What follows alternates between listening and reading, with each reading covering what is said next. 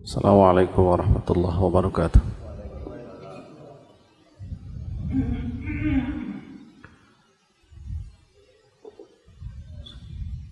Alhamdulillah nahmaduhu wa nasta'inuhu wa nastaghfiruh wa na'udzu billahi min syururi anfusina wa min sayyiati a'malina. May yahdihillahu fala mudilla lahu ومن يضلله فلا هادي له أشهد أن لا إله إلا الله وحده لا شريك له وأشهد أن محمدا عبده ورسوله نشهد بأنه بلغ رسالة وأدى الأمانة ونصح الأمة وجاهد في الله حق الجهاد صلوات الله ربي وسلامه عليه Allahumma salli ala Muhammadin wa ala ali Muhammad kama sallaita ala ali Ibrahim innaka Hamidum Majid wa barik ala Muhammadin wa ala ali Muhammad kama barakta ala ali Ibrahim innaka Hamidum Majid. Allahumma anfa'na bima 'allamtana wa 'allimna ma yanfa'una wa zidna ilma. Allahumma inna nas'aluka al-huda wat-tuqa wal-'afafa wal-ghina kama nas'aluhu jalla dzikruhu an yatawallana fid dunya wal akhirah wa an yaj'alana mimman idza utiya syakara wa idza ibtuliya sabara wa idza azlama istaghfara. Allahumma amin. Kita panjatkan puji dan syukur kita kepada Allah Rabbul Alamin. Alhamdulillah kita di pagi ini masih diberikan banyak kenikmatan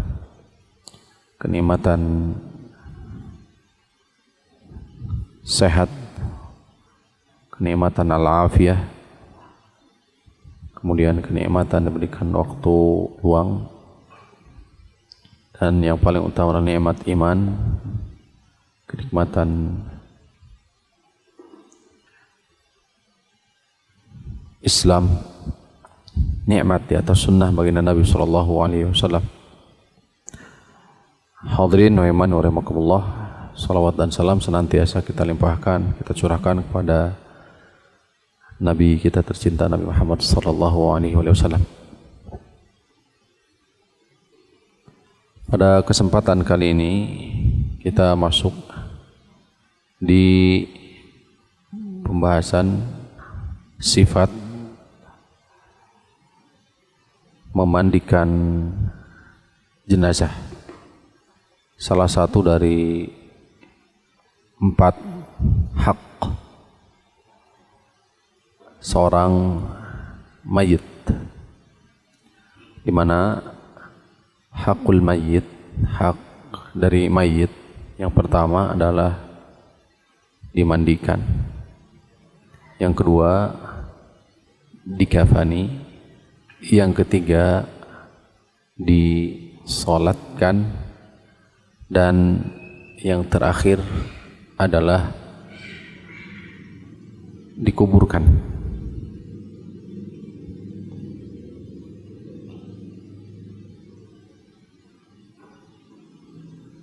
Pembahasan ini kita bagi 2 sesi.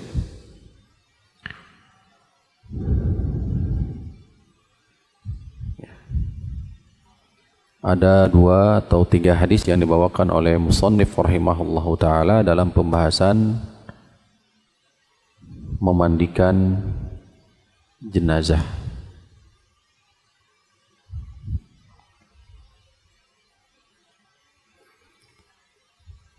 Dua pembahasan yang telah lalu kita membahas hak, atau kurang lebih 3 pembahasan membahas seputar hak mayit, hak seorang mayit muslim menjelang wafat, kemudian hak seorang muslim berkaitan dengan harta. di mana ketika berkaitan dengan harta, yakni tarikatul mayyit, harta peninggalan mayit, sesuai dengan urutan keutamaan dan yang dikedepankan. Pertama adalah biaya pemulasaraan jenazah harus diutamakan.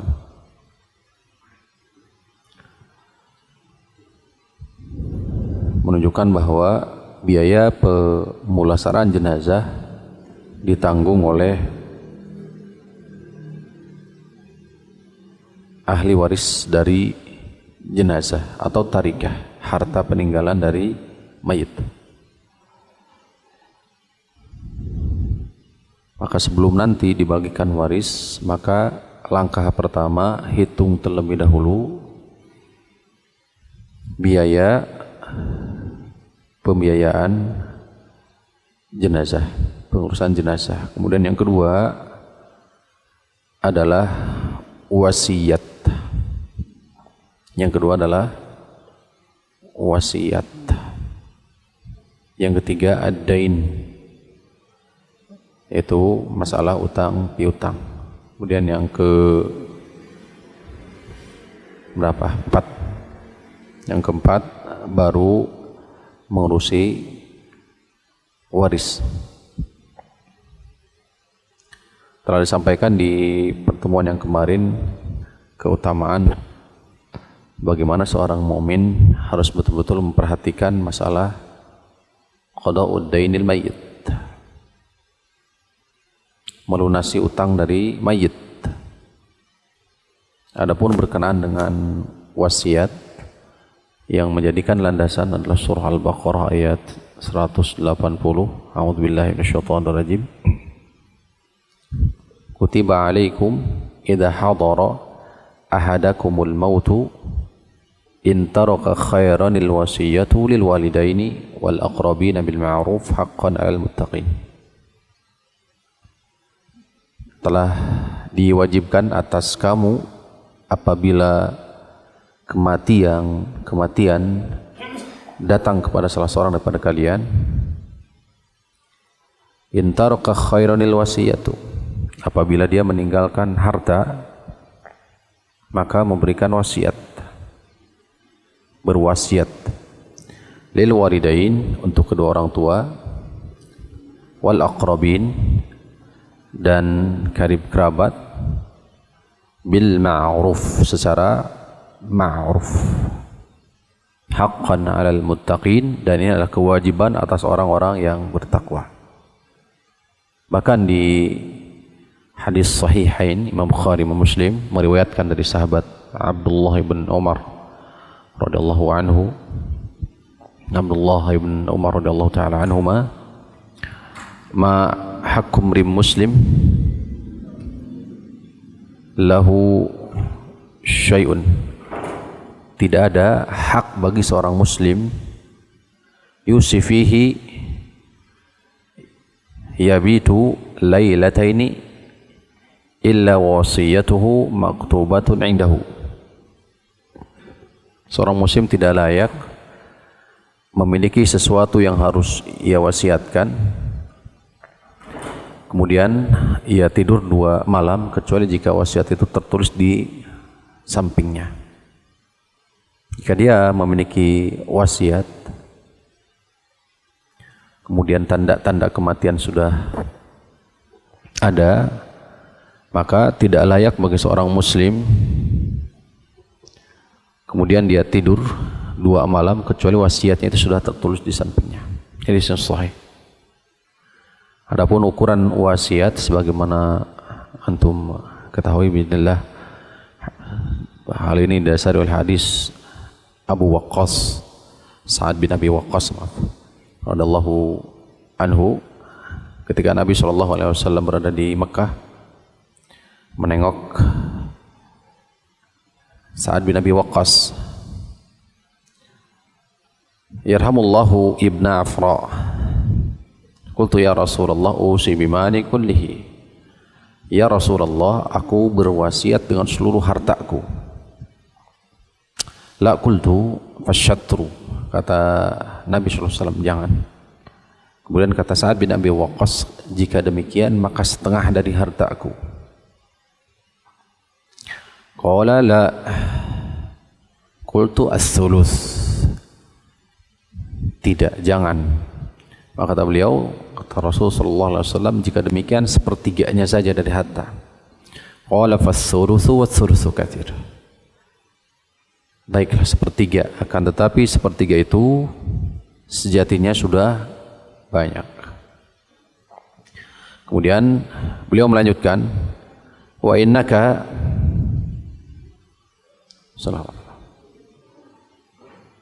innaka in antada'a warathataka agniya khairun min antada'ahum alatan. Meninggalkan keluargamu dalam keadaan berkecukupan itu lebih utama, lebih baik daripada meninggalkan mereka alatan yatakaffafu an-nas, dalam keadaan miskin meminta-minta. Wa innaka mahma anfaqta min nafaqatin fa innaha shadaqatun. Apapun yang kau berikan kepada mereka, maka itu bernilai sedekah sampai suapan yang kau berikan kepada istrimu sendiri.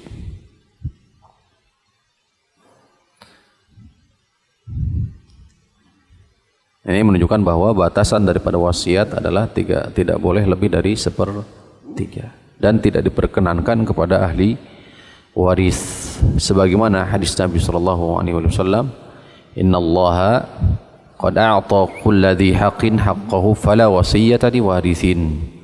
Sesungguhnya Allah telah menetapkan kulladzi haqqin haqqahu, setiap orang yang memiliki hak ketetapannya, haknya. Maka kata Nabi SAW, la wasiyata liwarithin, tidak ada wasiat bagi siapa? Ahli waris.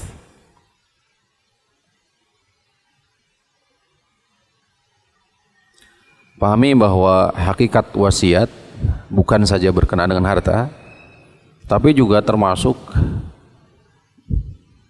wasiat berkenaan umpamanya dengan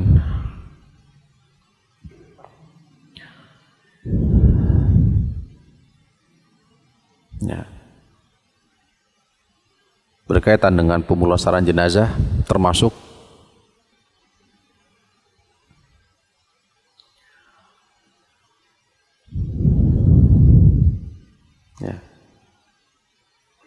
umpamanya ingin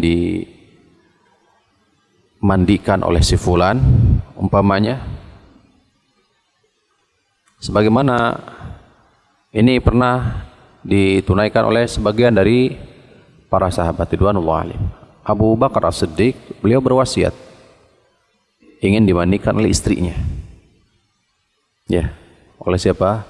Asma, bukan putrinya, Asma binti Abi Bakar, enggak, tapi ini Asma, jadi ingin dimandikan oleh beliau. Sebagaimana para sahabat juga banyak yang berwasiat ingin dimandikan, sehingga ini harus dijadikan sebagai titik perhatian ketika kita hendak memandikan jenazah. Jangan didasari oleh semangat kita dalam menunaikan sunnah mengabaikan sisi yang lain. Yang kita maksudkan adalah dengan membuat umpamanya tim pemandian jenazah di setiap daerah umpamanya, maka ini barangkali perlu dipertimbangkan. Karena banyak hal ketika praktek di lapangan yang justru bisa jadi bertolak belakang. Bisa jadi ini berseberangan dengan apa yang diinginkan, diharapkan oleh siapa? Oleh keluarga ahli waris. Kemudian juga nanti akan bertentangan dengan urutan siapakah yang berhak untuk memandikan dari jenazah itu.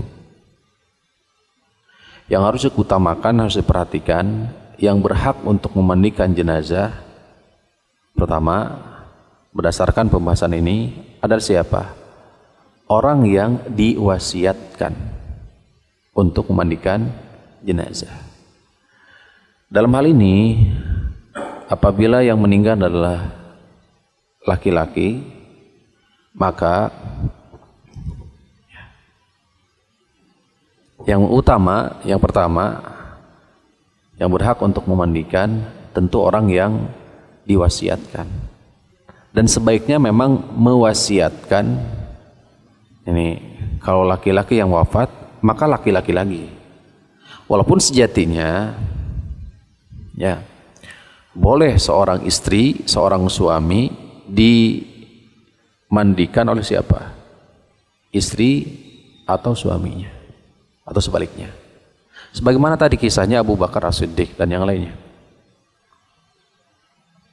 Tuh. Ala kulli hal, urutan yang pertama yang berhak untuk menunaikan amanah memandikan ini pertama adalah siapa? Yang diwasiatkan. Nah, ini juga jadikan sebuah catatan, terutama untuk kita, para penuntut ilmu terutama. Karena bisa jadi kita menjadi objek orang yang diwasiatkan. Artinya, bisa jadi kita diberikan amanah untuk memandikan umpamanya. Ini adalah bagian daripada qada hawaijul muslim, hak muslim bahkan setelah wafat. Artinya hak ini sebisa mungkin harus kita tunaikan, terlebih kepada siapa?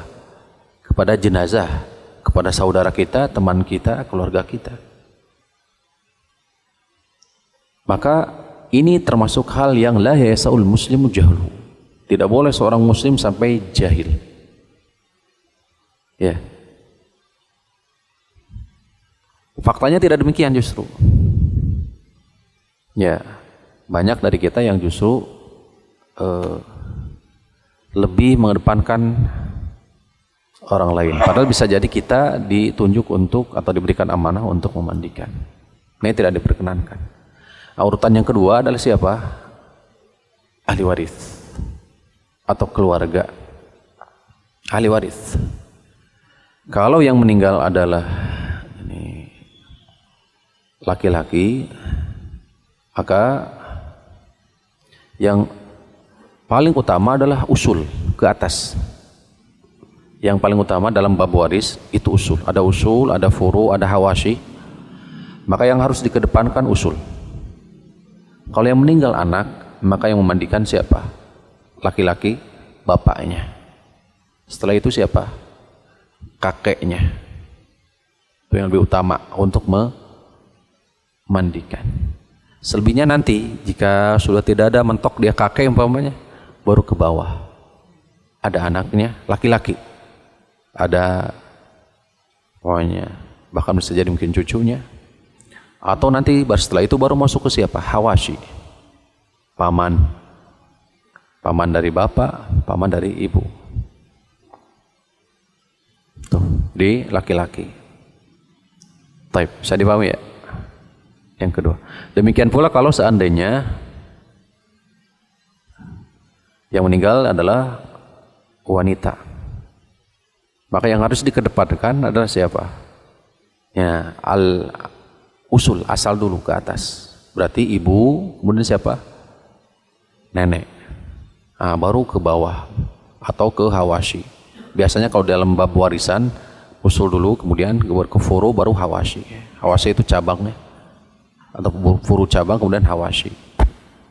Adik dari bapak, kakak dari siapa? Bapak misalnya. Kalau ini dalam hal ini khawalah. Adik ataupun kakak dari siapa? Ibu. Jadi memandikan siapa dari itu? Ibu, nenek, atau ke bawah putri, atau bibi. Ini baru dua. Ya. Keduanya harus dibingkai di atas dasar ilmu. Pokoknya begini. Kita diberikan wasiat, diberikan amanah untuk diberikan wasiat memandikan saudara kita, teman dekat kita. qadarullah kita nggak bisa memandikan, terangkat ilmunya, maka jatuhlah wasiat. Karena ilmu, babul ilmi qabla al-qawl, bab ilmu sebelum berbicara dan beramal. Maka ilmu ini menjadi titik utama. Makanya tadi kita pertegas, inilah termasuk hal perkara yang la yasaul muslimu jahluhu, di antara perkara yang seorang muslim nggak boleh jahil. Baik. Berikutnya, baru setelah itu adalah siapa? Kerabat. Baru setelah kerabat siapa? Biasa yang diwalikan, yang ditunjuk, dan biasa memang diberikan amanah untuk memandikan. Dan biasanya walillahilham di setiap daerah sudah ada, di setiap, mungkin barangkali setiap masjid sudah ada ya, yang biasa untuk memandikan. Hanya saja sekali lagi, terutama hak untuk memandikan itu tadi urutannya. Pertama siapa dulu? Orang yang diwasiatkan. Kemudian yang kedua siapa? Ahli waris. Yang ketiga siapa? Kerabat dekat. Yang keempat wali atau siapalah yang ini. Semuanya harus dibingkai di atas dasar apa? Ilmu.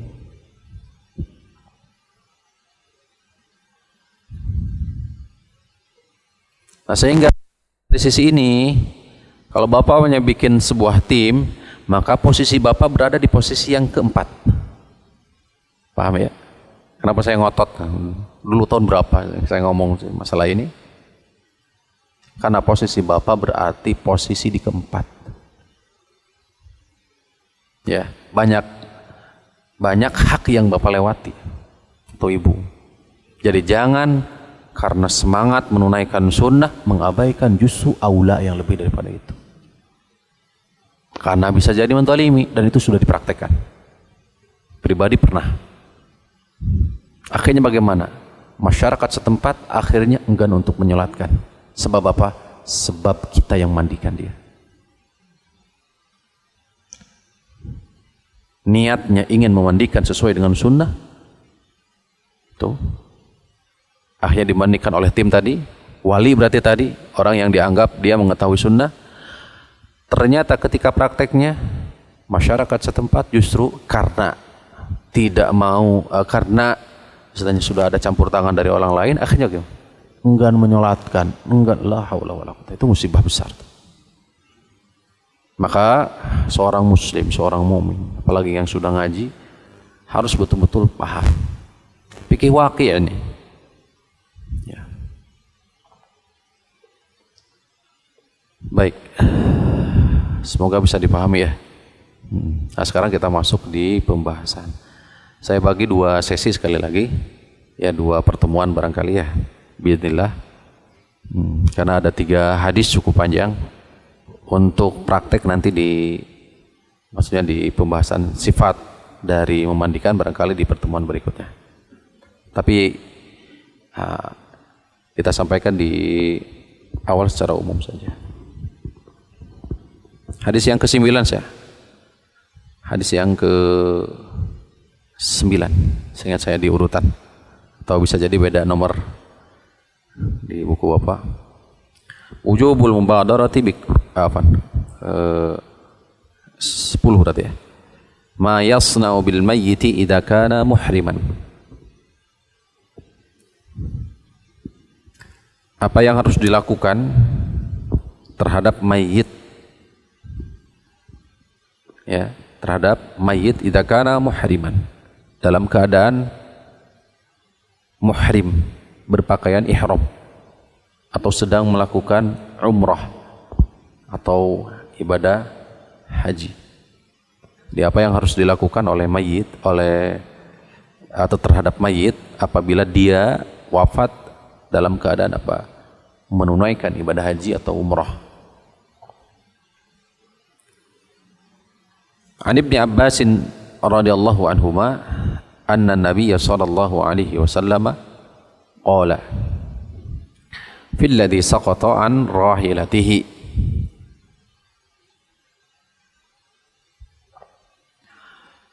Bahwasanya Nabi sallallahu alaihi wasallam, itu turunkan oleh Ibnu Abbas, bersabda mengatakan kepada orang yang terjatuh dari tunggangan, jatuh dari tunggangan dalam keadaan sudah berihram. Famata, kemudian wafat, meninggal. Kata Nabi SAW, igsiluhu bima'in wasidrin. Mandikanlah dia dengan menggunakan air dan sidr, daun bidara, campuran daun bidara.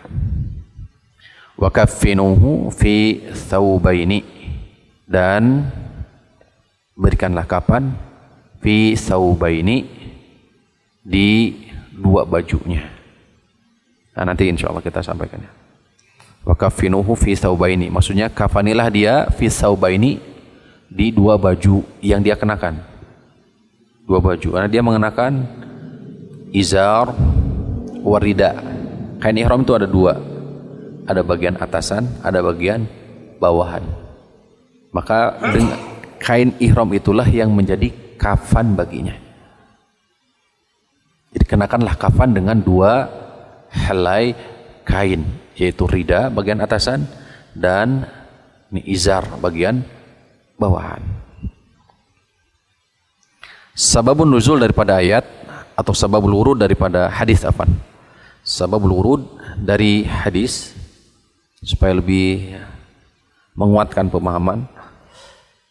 Kata Ibnu Abbas, beliau menuturkan, bainama rajulun waqifun ma'a Rasulillah bi Arafah. Ya, berarti ibadah haji, hajatul wada. Subhanallah ya. Ketika ya ada seorang sahabat menunaikan wukuf di Arafah bersama Rasulullah, id waqa'a an rahilatihi fawaqasathu. Tiba-tiba dia terjatuh dari rahilah tunggangannya sampai akhirnya terinjak, ya, sampai terinjak, famata, dan seketika meninggal, wafat. Maka baru kata Nabi SAW dengan redaksi yang berbeda, igsiluhu bima'in wasiddin wa kaffinuhu fi thawbain, mandikan dia dengan air dan bidara, kemudian kafanilah dia dengan dua bajunya itu. Wala tuhannituhu, jangan berikan dia wangi-wangian, jangan campur dengan wangi-wangian. Nanti ketika memandikan ada bab, jadi kalau dirunut Pak, jadi sebelum nanti memandikan siapkan terlebih dahulu 3 air, 3 jenis air berarti. Satu, air apa? Air bersih, dan biasanya hangat ya. Biasanya air hangat, air bersih nanti untuk membilas, untuk di awalan dan di akhir, dan di awal untuk membersihkan maksudnya. Yang kedua adalah air apa? Air sidr, air bidara, sidr, air bidara. Jika memungkinkan, jika ada, tidak wajib. Tapi kalau tidak ada, maka dengan air sabun. Air sabun. Yang ketiga, siapkan air apa? Air yang sudah dicampur dengan hanut tadi. Hanut itu apa? Kamper atau misalnya yang harum. Nah, kenapa ini kita masukkan dalam? Kenapa orang ini atau sahabat yang wafat ini, kata Nabi, wala tuhannituhu, jangan campur dia dengan parfum tadi, sejenisnya, atau kamper khusus untuk mayit. Kenapa? Karena dia dalam keadaan apa? Ihram. Tidak boleh mengenakan apa? Wangi-wangian. Berarti menunjukkan hukum asalnya air yang harus disediakan tadi 3 tuh. Satu apa? Air bersih, air hangat biasanya. Ini untuk fungsinya untuk apa? Untuk nanti mewudukan di awal, tuh, mensucikan. Kemudian juga untuk membilas. Kemudian juga yang kedua jenis airnya adalah air bidara. Kalau ada memungkinkan, atau bisa diganti dengan air sabun. Nah, yang ketiga air Air kamper biasanya, atau air yang sudah dicampur dengan wangi-wangian. Gitu. Ini hukum asalnya. Mudah-mudahan bisa dipahami ya. Nah, sekarang kata Nabi SAW berkenaan dengan sahabat yang wafat ketika ibadah haji ini, hajatul wada. La tuhannituhu. Jangan jangan berikan dia wangi-wangian. Wala tukhammiru ra'sahu. Jangan pula tutup kepalanya karena sedang ihram. Fa innahu yub'atsu yaumal qiyamati mulabbiyan, karena dia kelak di hari kiamat akan dibangkitkan dalam keadaan bertalbiyah. Karena kelak dia pada hari kiamat akan dibangkitkan dalam keadaan bertalbiyah. Ini sebab urut dari hadis riwayat Imam Al-Bukhari, Imam Muslim. Di hadis Sa'id ibn Jubair, Ibnu Abbas, ada tambahan wala tukhammiru ra'sahu wala wajhahu. Tidak boleh ditutup muka dan wajahnya, hanya saja ya. Imam Bukhari mendhaifkan tambahan wala wajhahu. Kita masuk di fikih hadis. Al-hadithu, hadis ini dalilun ala wujubi taghsilil mayyiti. Hadis ini merupakan dalil wajibnya memandikan mayit. Jadi hadis ini jadikan sebagai dalil atas wajibnya memandikan mayit. Insyaallah ta'ala ya'ti tafsiruhu, yang akan datang penjelasannya, paparannya. Istadallal ulama biqaulihi wa kaffinuhu fi thawbaihi. Perkataan Nabi SAW, berikanlah kafan dengan 2 helai daripada bajunya. Ala annal kafana muqaddamun alal miras. Dari hadis ini menunjukkan bahwa annal kafana muqaddamun alal miras. Biaya pemulasaraan mayit lebih diutamakan sebelum pembagian warisan. Jadi hitung dulu apa? Hitung dulu biaya yang dihabiskan untuk pemulasaraan jenazah. Tadi urutannya. Kemudian barangkali ada wasiat berkenaan dengan harta. Baru setelah itu ada utang piutang. Baru utang, misalnya warisan. Jadi wakaffinuhu fi thawbaihi, berikanlah kapan. Menunjukkan bahwa masalah pembiayaan jenazah, membeli kain kafan, itu sekali lagi kita tekankan di pertemuan kemarin juga, bahwa hak untuk menyediakan kafan itu bukan hak takmir masjid. Jadi bukan hak dari takmir masjid. Jadi bukan hak takmir masjid atau DKM. Tapi hak siapa? Hak keluarga. Sehingga memang setiap muslim dianjurkan memiliki sudah siap dengan kain kafan yang minimal. Karena itu dihitung dari mana? Tarikatul mayyit, harta peninggalan mayit. Jelas ya, bisa dipahami ya? Tadi ada gini, wa kaffinu fi thawbaihi, berikanlah kafan, itu isyaratnya dari situ. Berarti hitung dulu biaya itu. Berarti menunjukkan bahwa biaya pemulasaraan itu dari mayit, tarikah. Adapun sekali lagi, adapun takmir masjid menyediakan kain kafan, ya, seperangkat biasanya. Ini bab ta'awanu 'alal birri wat taqwa. Bab ta'awun saja. Ta'awanu 'alal birri wat taqwa. Artinya ini adalah sebuah kebaikan. Tuh. Artinya boleh, itu bahkan termasuk sesuatu yang sangat dianjurkan untuk setiap masjid memiliki atau menyediakan hal ini. Karena kan tidak semua rumah menyediakan kain kafan. Walaupun sejatinya semestinya setiap rumah punya persediaan. Kira-kira apa faedahnya? Kenapa kita tidak menyediakan? Ini sebuah isyarat, ada sebuah pesan di situ. Pesannya apa? Menunjukkan kita lupa, melupakan ini, yaitu apa? Ya kematian. Apa ya?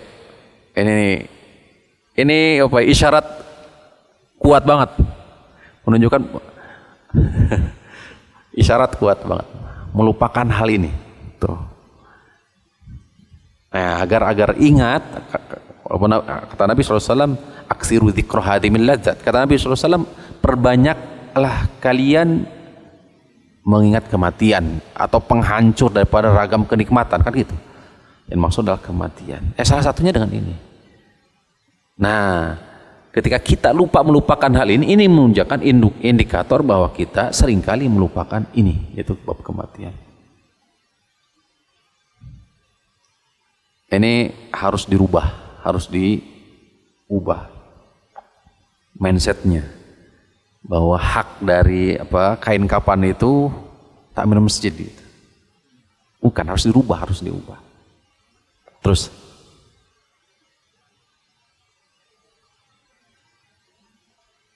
ya, wa 'alad dain, ya harus dikedepankan di atas warisan dan utang. Jadi harus dikedepankan, biaya itu harus dihitung dulu, dikedepankan ya, sebelum bagi waris, sebelum menghitung masalah utang. Li'anna Nabi sallallahu alaihi wasallam amara bidzalika wa lam yas'al an warithihi, karena Nabi merintahkan itu. Walam yas'al, dan beliau tidak bertanya tentang ahli warisnya. Wala andainin alaihi, dan tidak juga beliau bertanya tentang utangnya. Walau ikhtalafal halu la sa'ala.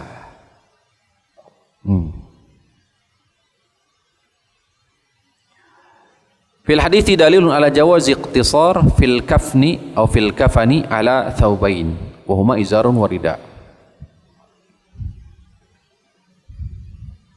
Hadis ini menunjukkan bahwa mencukupkan kain kafan dengan dua helai, yaitu bagian atasan dan bagian bawahan, izarun wa rida. Wa yakunu takfin bis salas, sehingga kain kafan menjadi 3. Nah, sebagaimana nanti insya Allah pembahasan secara rincinya di masalah ini mengkafani. Mahmulan ala istihbab, dihamal kepada istihbab. Anjurannya berapa berarti? 3. Batasannya berapa berarti? 2. Bagian atas dan bagian bawah, demikian. Jadi sunnahnya, anjurannya berapa? 3 lapis, dan ya minimalnya berapa? 2. Bagian atasan dan bagian bawahan, demikian untuk mukafani. Al-haditsu dalilun ala anna al-mayyita idza kana muhriman yasna'u aw yusna'u bihi ma yusna'u fil mayyiti ghairal muhrim min at-taqsil wat takfin. Hak mayit dalam keadaan dia sedang ihram, meninggal wafat dalam keadaan ibadah haji atau umrah, maka ditunaikan hak seorang muslim pada umumnya dari memandikan, mengkafani, illa hanya saja annahu yujnabu ma yajtanibuhu al-muhrim, dihindari dan dijauhkan sesuatu yang dilarang ketika muhrim, ketika ihram, seperti wangi-wangian, taghtiyatur ra'si, menutup kepala. Wa yushra'u takfinuhu bi thawbai ihramihi, dan dianjurkan mengkafaninya dengan 2 pakaian yang dia kenakan tadi, bagian atas, bagian bawah, yaitu kain ihram, berdasarkan riwayat ini. Wala yuzadu ala dzalika takrimatan lahu, tidak ada tambahan, sebagai bentuk takrimatan lahu, untuk memuliakannya, itu katanya. Kan tadi kan dianjurkan lebih, sunnahnya berapa tadi? Ya sunnahkannya 3 lapisan lebih. Tapi untuk yang muhrim maka mencukupi berapa? 2 untuk memuliakan dia. dalam keadaan ihram. Masyru'iyatu khalati al-ma'i bis-sidr fi taksilil mayyit. Kemudian juga hadis ini juga dijadikan sebagai dalil anjuran untuk apa? Ini mencampur daun bidara dengan air. Nah ini jadi ketika kita beramal, ketika kita memandikan, maka hadir kepada kita dalil seperti ini. Artinya bahwasannya ketika kita mencampurkan memang ada dalilnya, gitu loh. Jadi ini menguatkan ketika kita mengamalkan. Bitaksil mayit, wasidr sajaru nabak. Tadi ya pohon apa tadi teh? Bidara. Wal muradu huna waraqah, dedaunan daun. Wa yudaqu wa yukhlatu bil ma'. Di apa istilahnya? Dihaluskan sampai apa keluar semacam minyak itu atau apa getahnya, lalu dicampurkan dengan air. Wa dzalika li anna sidra ablagu fit tandhibi wa taslibi badanil mayyit, karena itu lebih membersihkan, ya, membersihkan. Kemudian al haditsu dalilun ala masyru'iyati tahnid al mayyit. Hadis ini juga dijadikan sebagai dalil untuk apa? Al-hunut, akhlatu min tibin. Jadi mencampurkan air dengan sebagian dari tib. Bukan semacam parfum begitu. Wangi-wangian tadi. Tu'addu lil amwati khassatan, biasanya disediakan khusus untuk mayit. Ya kamper gitu, biasa mungkin yang di kita. Ya dibubuk, dan sekarang sudah tersedia yang bubuk ya Pak ya. Kemudian tinggal dicampurkan. Yadaru bainal akfani wa yaj'alu minhu fi qutnin. Tadi dimasukkan ke kain ala manafidhi. Ya.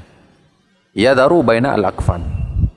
Jadi dibiarkan di antara kapan-kapan, wa yaj'alu minhu fi qutnin ala manafidhi wajhihi wa mawdhi sujudihi. Nah, diletakkan di mana katanya? Maksudnya di apa? Ini parfumnya. Manafid wajhahu.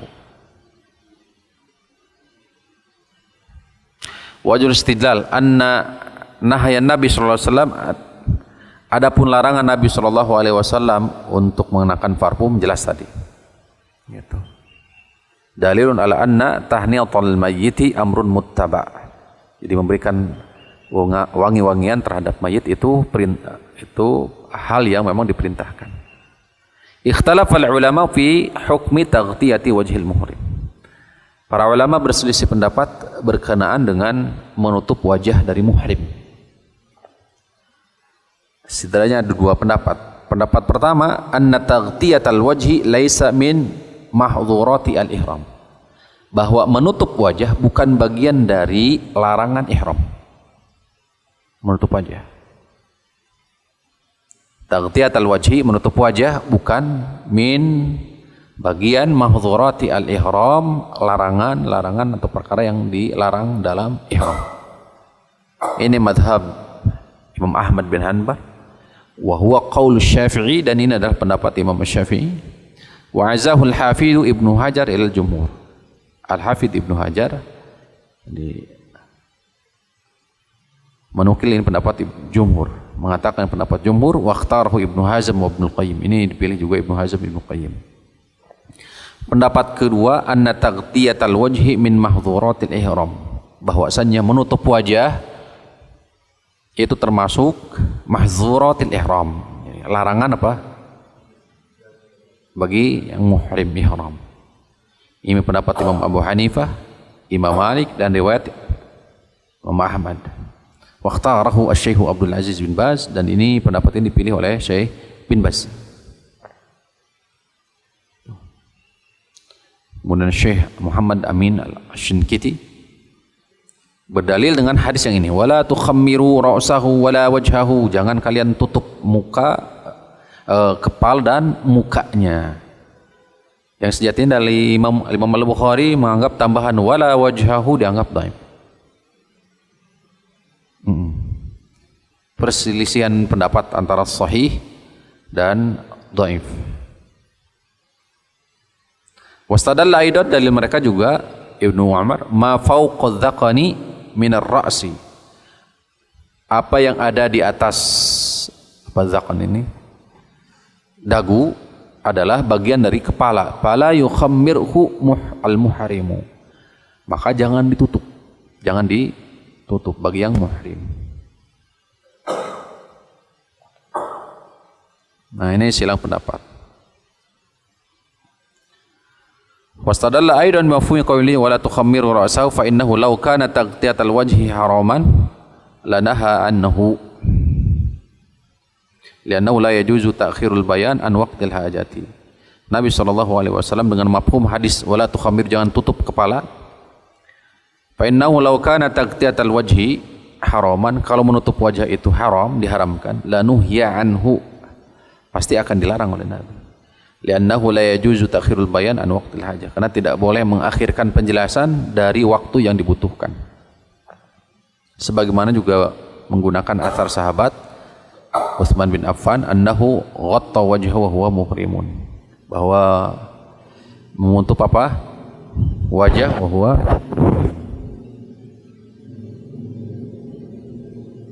Baik. Kama warada aidan Jabir sabit. Banyak. Hadis ini dalil ala annal ihrama la yubtur bil maut. Ini juga menunjukkan bahwa ihram tidak batal dengan kematian. Hal ini dilihat dari sisi perkataan Nabi. Ya. Nahahum an yuqarribuhu tiban. Ya, Nabi SAW melarang untuk memberikan apa? Wangi-wangian serta menutup apa? Kepala. Berarti menunjukkan bahwa kematian itu tidak menghalangi pelaksanaan ibadah haji dan ihram. Bahkan kata Nabi di akhir, innahu yub'atsu yaumal qiyamati mulabbiyan. Kelak di hari kiamat dia akan dibangkitkan dalam keadaan bertalbiyah. Ibadah nusuk, sedang menunaikan nusuk ibadah haji atau umrah. Masya Allah.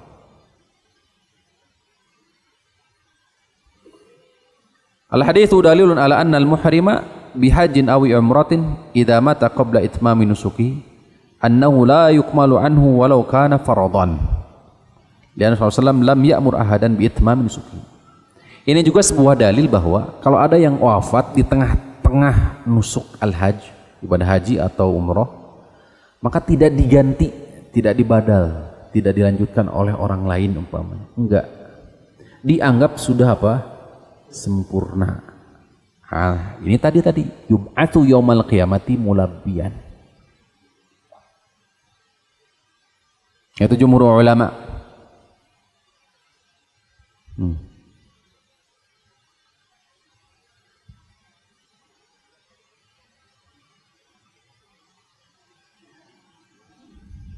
Dan ini adalah pendapat jumhur ulama.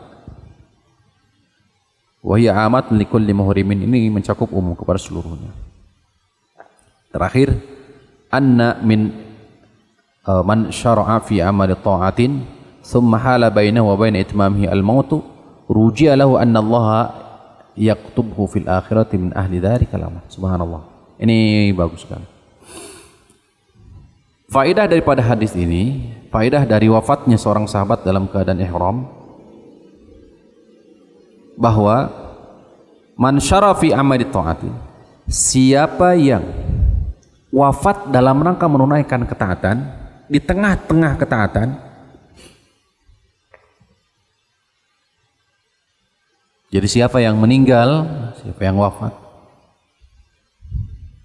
fi amali ta'atin, dalam amalan ketaatan,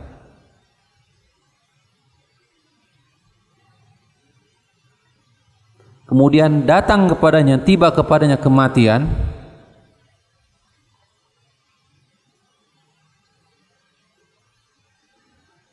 ruji'a lahu, maka diharapkan anallaha yakutubuhu fil akhirati min ahli dzalikal amal, maka diharapkan Allah mencatat dia,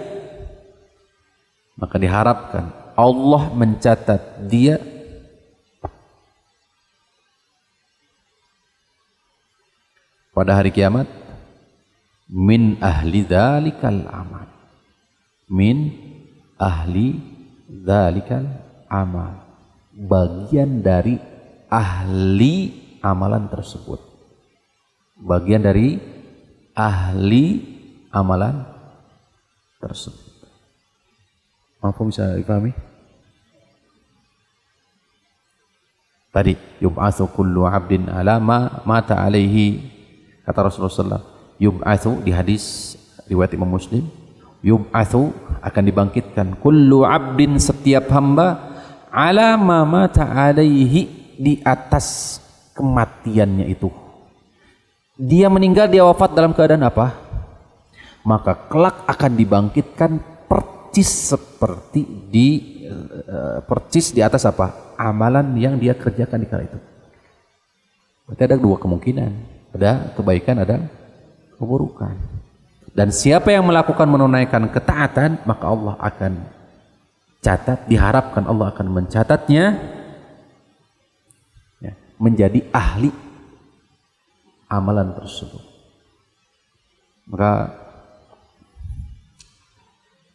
inilah yang harus dijadikan dawamut ta'ah, sebagaimana firman Allah Ta'ala surah An-Nahl ya, ayat 120 sampai 122. Ya, inna Ibrahim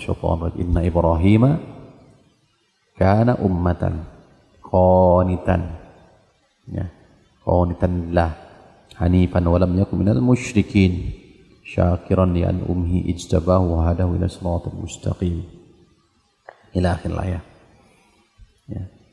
Sesungguhnya Nabi Ibrahim adalah imam, dan Syekh Muhammad Ibn Abdul Wahab meletakkan ayat ini dalam pembahasan bab man haqqaqat tauhida dakhala jannata bighairi hisab.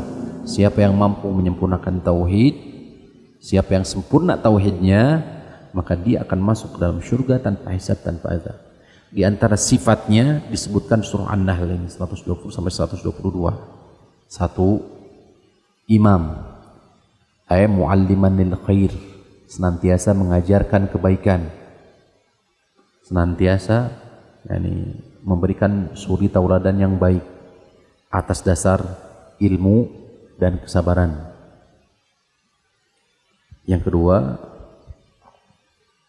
qanitan, dawamu ta'ah, istiqomah di atas ketaatan. Istiqomah di atas ketaatan. Maka fadilah di antara keutamaan daripada dawamu ta'ah, istiqomah di atas ketaatan ini. Yub'atsu kullu 'abdin 'ala ma mata 'alaihi, di mana seorang hamba kelak akan dibangkitkan di atas amalan terakhir dia. Yurja lahu annallaha yaktubuha, diharapkan Allah mencatatnya kelak di akhirat itu termasuk ahli daripada amalan tersebut. Seorang wafat ketika sholat, maka diharapkan dia termasuk ahli sholat, ahli haji, ahli umrah dan seterusnya. Demikian. Tinggal dibalikan berarti mafhum mukhalafahnya. Tinggal dibalikan. Bagaimana seandainya justru kita ya melakukan sedang dalam keadaan beramal maksiat. Padahal kata para ulama dikatakan man ishtaghala bisyai'in la yu'nihi fatahu syai'un yu'nihi. Siapa yang meninggalkan atau siapa yang disibukkan dengan hal yang tidak bermanfaat, siapa yang disibukkan dengan hal sesuatu yang tidak bermanfaat, fatahu syai'un yugnihi, akan luput dari dia di waktu yang sama syai'un yu'nihi, perkara yang bermanfaat. Tuh, di satu waktu yang sama ketika kita melakukan amal keburukan, maka akan luput dari kita di waktu yang sama adalah apa? Ragam kebaikan. Wallahu a'la wa a'lam. Baru nanti masuk di hukmu tajridil mayyiti inda ghuslihi, jadi hukum praktek memandikan. Kaifiyahnya bagaimana? Saya kira untuk kali ini tidak akan memungkinkan ya, sehingga kita bagi dua sesi. Jadi hukum tajridul mayyit, hukum apa? Melepaskan apa? Baju, pakaian mayit ketika dalam keadaan apa? Memandikan. Nah, nanti insyaallah di pertemuan berikutnya bismillah. Nah, untuk kita bacakan ya, satu saja dulu, biar nanti langsung ke prakteknya. Karena ini bagus sekali. An Aisyah radhiyallahu taala anha qalat lamma aradu ghuslan nabi, kata Aisyah radhiyallahu taala anha, ketika mereka para sahabat hendak memandikan Nabi sallallahu alaihi wasallam, qalu wallahi mana demi Allah, kata mereka, saya tidak tahu, kami tidak mengetahui, nujarridu Rasulullah, apakah kami harus menanggalkan baju Rasulullah SAW ketika memandikan? Kama nujarridu mautana, sebagaimana kami biasa menanggalkan mayit-mayit kami atau jenazah-jenazah kaum muslimin. Jelas ya? Ini syarat jelas banget. Amla atau tidak. Nah, sampai akhirnya apa? Di sini disampaikan hadis yang lain. Falamma ikhtalafu, ketika mereka berselisih pendapat, alqallahu alaihimun naum, maka Allah mendatangkan kepada mereka tidur. Subhanallah. Jadi Allah mendatangkan kepada mereka apa? Tidur, rasa kantuk. Ketika memandikan, hendak memandikan. Ini seperti di perang Uhud. Di perang Uhud yang telah kita sampaikan. Hatta ma minhum rajulan illa wadaqanuhu fi sadrihi, sampai tidak ada seorang pun di antara mereka sehingga dagunya nempel di dada. Padahal hendak apa? Memandikan, subhanallah.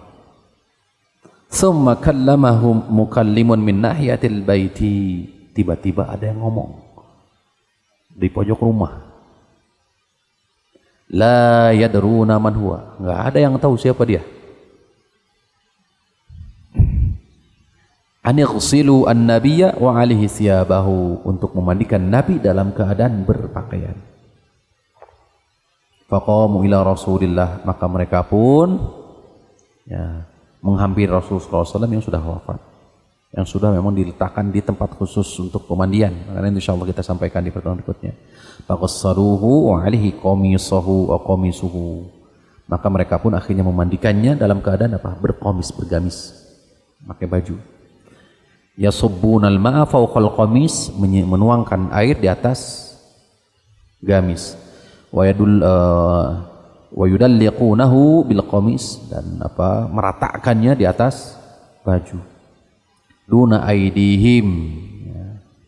Duna aidihim, tidak langsung dengan tangan-tangan mereka. Wa kanat Aisyah taqul, kata Aisyah mengatakan, lawistaqbaltu min amri mastadbartu ma ghasalahu illa nisa'uhu.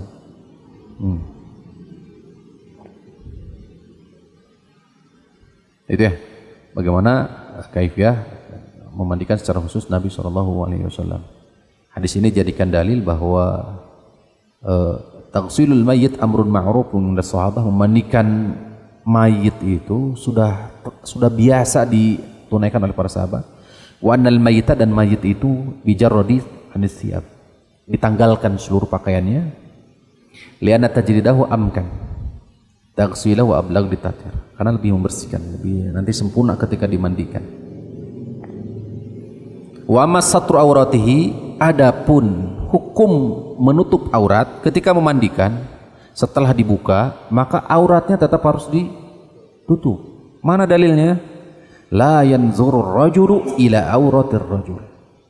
Seorang laki-laki, seseorang dari kalian laki-laki, seorang laki-laki tidak boleh melihat aurat laki-laki lagi. Tutup berarti mana batasan aurat laki-laki? Dari pusar sampai lutut. Berarti dari situlah ditutup. Ya, semisal itulah. Mau sarung, mau apa gitu ya. Ditutup. Jadi ketika memandikan tetap apa? Walaupun pakaiannya dibuka, ditanggalkan semua, tapi ketika aurat apa? Harus ditutup. Mana dalilnya? La yanzuru rajulu ila auratir rajul. Ya, laki-laki enggak boleh melihat aurat laki-laki. Terus ada walal mar'atu ila auratir mar'ati. Tidak pula seorang perempuan melihat aurat dari perempuan. Hadis riwayat Imam Muslim dari sahabat Abu Sa'id Al-Khudri. Wal aula ayyakuna taghsilu tahta saqafi wa nahwihi. Dan diutamakan dimandikan di tempat yang memang beratap, tertutup. Saqaf ini ada beratap. Ini diupayakan ketika kita memandikan di tempat yang memang betul-betul tertutup dan aman. Baik. Nanti paparan lebih jelasnya insyaallah di pertemuan berikutnya. Ya, di hadis siapa? Ummu Atiyah. Karena hadis Ummu Atiyah ini sebagai umdah dalam bab memandikan jenazah. Assalamualaikum warahmatullahi wabarakatuh. Waalaikumsalam. Semoga Ustaz dan keluarga selalu dalam perlindungan Allah. Allahumma amin. Demikian Mbak antum semua. Isi bertanya bagaimana mengkafani mayit wanita yang sedang ihram. Kemudian mohon penjelasannya Ustaz, apa hikmah mencampurkan air dengan bidara? Tadi sudah disampaikan ya, kalau hikmah mencampurkan air dengan bidara karena itu lebih membersihkan, lebih ablaghu fin nadhafi 'ala an-nadhar, jadi lebih membersihkan. Itu hikmah. Ataupun bagaimana mengkafani mayit wanita dengan yang sedang ihram, Allah taala alam. Wallahu taala alam. Saya tawakuf dulu untuk menjawab bagaimana seorang wanita wafatnya dalam keadaan ihram. Nah. Saya kira itu dulu ya, ini PR untuk saya pribadi dan juga untuk antum semua. Ya. Baik, Pak. Assalamualaikum warahmatullahi wabarakatuh.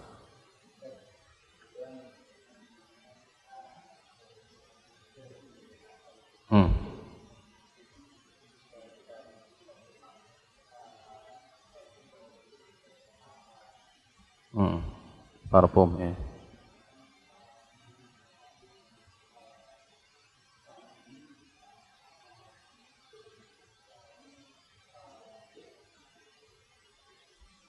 Baik. Baik, nanti insyaallah di pembahasan ini ya, pengkapanan berarti ya sejati secara umum. Pembahasan ini di pembahasan mengkafani nanti apa ya secara umumnya. Mudah-mudahan diberikan kemudahan ya. Secara umum fungsinya adalah menutup, atau fungsi daripada kapas itu adalah ini bukan menutup Pak. Fungsinya adalah ini agar tidak sesuatu yang keluar, umpamanya kotoran apa-apa, kubul wad dubur.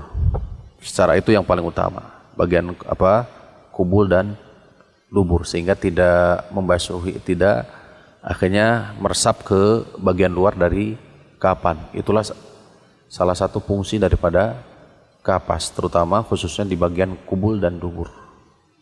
Adapun seringkali kita lihat ya, terutama dalam penggunaan kapas ini sebagian terlalu berlebihan, hampir seluruh jasad dipakai kapas.